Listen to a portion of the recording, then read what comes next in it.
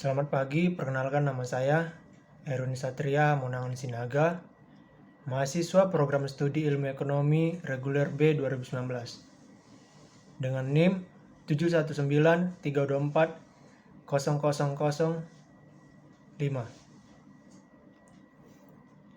Maksud dan tujuan saya membuat video ini dengan tujuan untuk menyelesaikan ujian akhir semester untuk mata kuliah ekonomi regional dan perkotaan. Adapun UAS untuk mata kuliah ini terdapat 3 soal, yaitu soal pertama mengenai larangan mudik yang berdampak negatif bagi pertumbuhan ekonomi khususnya bagi konsumsi rumah tangga, namun juga berdampak positif untuk jangka panjang bagi perekonomian. Menurut pendapat saya, larangan mudik sangat baik dilakukan dan diterapkan khususnya di Indonesia, apalagi pada saat masa pandemi COVID-19 saat ini. Tujuan larangan mudik dilakukan dan diterapkan di Indonesia dengan maksud untuk mencegah penyebaran COVID-19. Berhenti bah, bodoh kali aku.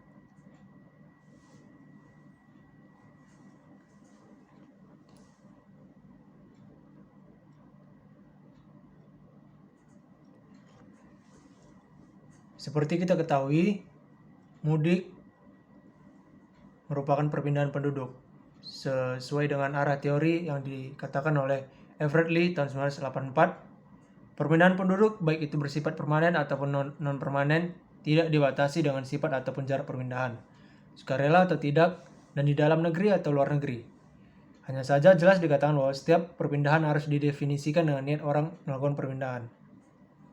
Dari teori di atas kita ketahui bahwa mudik dilakukan dengan keinginan dan niat dari pemudik itu sendiri. Adapun selain dampak negatif yang ditimbulkan oleh larangan mudik karena pandemi COVID-19 ini, juga ditimbulkan dampak positif, diantaranya yaitu masyarakat cenderung menabung karena tidak mengeluarkan dana untuk mudik tahun ini. Dengan kecenderungan masyarakat untuk menabung akibat tidak berlangsungnya mudik untuk tahun ini, maka tingkat tabungan di masyarakat akan sangat tinggi.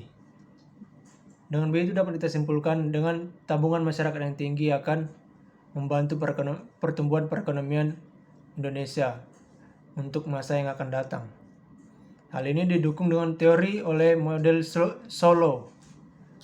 Model Solo menunjukkan bahwa tingkat tabungan adalah indikator yang penting dalam persediaan modal. Jika tingkat tabungan tinggi, maka perekonomian akan memiliki persediaan modal yang besar dan tingkat output yang tinggi.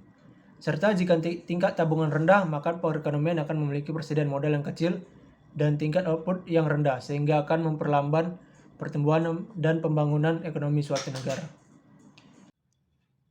Untuk menjawab permasalahan pada soal nomor 2, yaitu mengenai ruang terbuka hijau, yang dimana kita ketahui menurut data terbaru dari Kementerian Pekerjaan Umum dan Perumahan Rakyat atau PUPR, sampai medio 2019 kemarin baru 13 dari 174 kota di Indonesia yang memahami pentingnya RTH atau ruang terbuka hijau bagi pembangunan dan pengembangan wilayah. Hal ini membuktikan bahwa keberadaan ruang terbuka hijau di Indonesia masih jauh dari kata ideal. Walaupun seperti kita ketahui, peran ruang terbuka hijau bagi sebuah negara sangat penting, apalagi di tengah kondisi pandemi COVID-19 saat ini. Masyarakat yang cenderung menjadi jenuh akibat larangan dan himbauan untuk mengurangi kegiatan di luar rumah. Namun justru salah satu fungsi ruang terbuka hijau yang bisa menjadi eskapisme, terutama bagi kita yang sedang berjuang untuk menghadapi pandemi corona.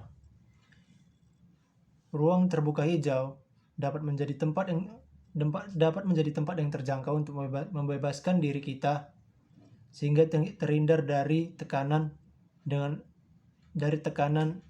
pikiran dengan minim resiko. Tentu saja hal ini harus dijalani dengan kedisiplinan dalam mematuhi protokol COVID-19, yakni menjaga jarak, memakai masker, dan sering mencuci tangan. Kondisi pandemi COVID-19 ini menjadi kesempatan bagi masyarakat untuk merasa lebih terkoneksi dengan alam dan kawasan hijau dibandingkan kawasan tertutup. Namun kenyataannya di masyarakat, ruang terbuka hijau tidak dirasakan secara merata di masyarakat, atau bisa kita katakan cenderung dimonopoli oleh kaum yang berada. Hal ini dikarenakan kaum berada yang mampu membeli hunian atau tempat tinggal yang dekat dengan kawasan hijau dan bernuansa alam. Sesungguhnya hal ini menjadi tantangan bagi pemerintah untuk dapat membuat kawasan hijau yang terjangkau bagi seluruh masyarakat, terutama di masa pandemi. Namun kita sebagai masyarakat juga dapat mensiasati kebutuhan kawasan hijau ini, misalnya dengan membuat kebun sederhana di sekitar lingkungan rumah kita. Dengan lahan terbatas, kita mampu menciptakan kawasan terbuka hijau untuk lingkungan keluarga kita sendiri. Dengan menciptakan kawasan hijau di lingkungan kita akan mengurangi stres atau kejenuhan kita dalam menghadapi pandemi COVID-19. Demikian pendapat saya untuk soal nomor 2. Saya lanjut untuk soal nomor 3. Untuk pertanyaan atau kasus nomor 3, menurut pendapat saya, permasalahan pencemaran khususnya di Kota Medan sudah sangat buruk. Budaya kebersihan di Kota Medan yang kurang baik menjadi salah satu faktor tingginya pencemaran lingkungan di Kota Medan, baik itu pencemaran udara, air, maupun darat. Misalnya dalam artikel atau kasus yang diangkat, yaitu mengenai permasalahan sampah di Kota Medan yang akibat terbatasnya infrastruktur pengelolaan sampah dan masih banyaknya pemukiman penduduk yang tidak terlayani dinas kebersihan. Seperti kita ketahui, hambatan-hambatan tersebut mengakibatkan masyarakat yang cenderung membuang sampah sembarangan di sungai, parit, got, selokan, maupun di jalanan umum. Sudah seharusnya pemerintah mengambil peran dalam memperhatikan permasalahan sampah di Kota Medan. Keterlibatan pemerintah dalam menyediakan sarana dan prasarana kebersihan lingkungan yang pastinya akan membantu mengatasi dan mengurangi permasalahan sampah di Kota Medan. Selain hal itu juga pemerintah diharapkan untuk melakukan penyuluhan di masyarakat mengenai betapa pentingnya menjaga kebersihan lingkungan yang dapat dimulai dari membuang sampah pada tempatnya.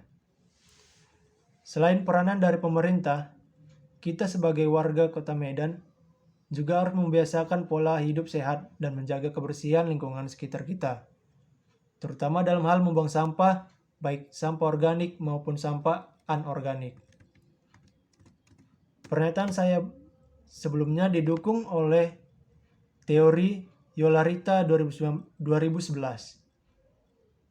Yolarita mengatakan, dalam konteks pengelolaan sampah, partisipasi masyarakat dapat berupa pemilahan antara sampah organik dan sampah anorganik dalam proses pewadahan atau melalui pembuatan kompos dalam skala keluarga dan mengurangi penggunaan barang yang tidak mudah terurai.